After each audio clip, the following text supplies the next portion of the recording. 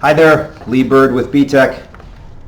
Colonial Pipeline ransomware attack. This is unbelievable.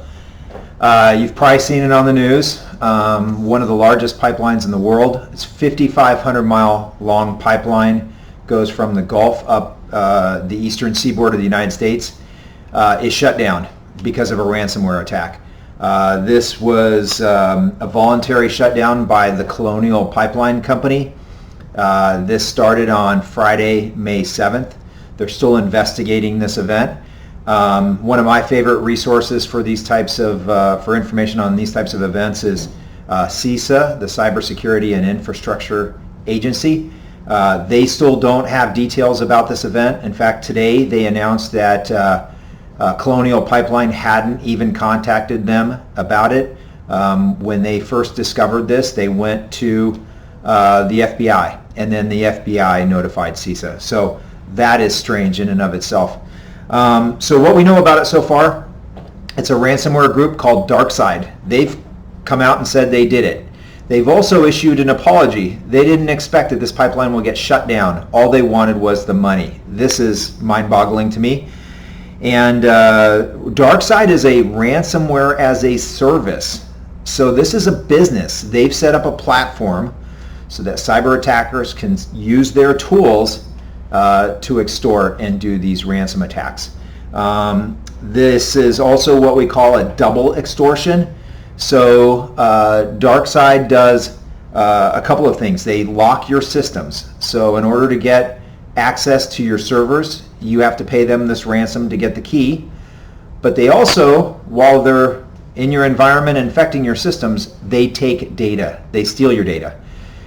You have to pay a ransom to get your data destroyed. Otherwise, they release it on the dark web. So we're seeing this now as a double extortion.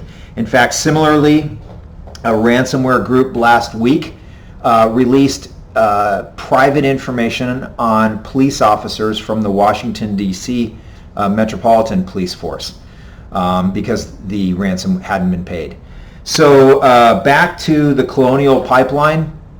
They're still manually turning systems back on. They probably are at some point going to have to pay a ransom. I have done some investigations and research, and it's crazy how these groups actually will negotiate and how they have a help desk in case you need, in case you have problems paying in Bitcoin or whatever it may be. It's a full-fledged operation. It's a business. It's unbelievable. This is also a new trend in infrastructure attacks. So you may recall back in February, a water treatment facility in Florida was shut down because cyber attackers had released or changed systems, and there was the possibility of dangerous levels of chemicals being added to the drinking water. So ransomware is still around. It's a dangerous attack. 96% of ransomware comes from clicking on a link in an email. Regardless of your business, most of my clients are financial institutions. I talk about this all the time. It is your greatest risk. You have to be careful. We can put all the security systems in place, but if somebody isn't careful, you're vulnerable to a ransomware attack. So what is the government going to do about this? Department of Justice is setting up a new investigative force to go after these cyber criminals. And a group of large U.S. corporations, including Amazon and Microsoft, presented the White House with an 81-page document last week expressing a urgency to create task force to go after these cyber criminals and to shut this down.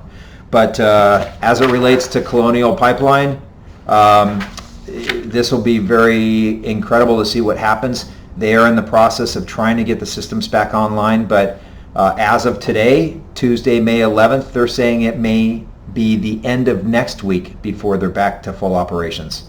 So ransomware, very dangerous. So we'll see what happens with this one. Thank you. Bye.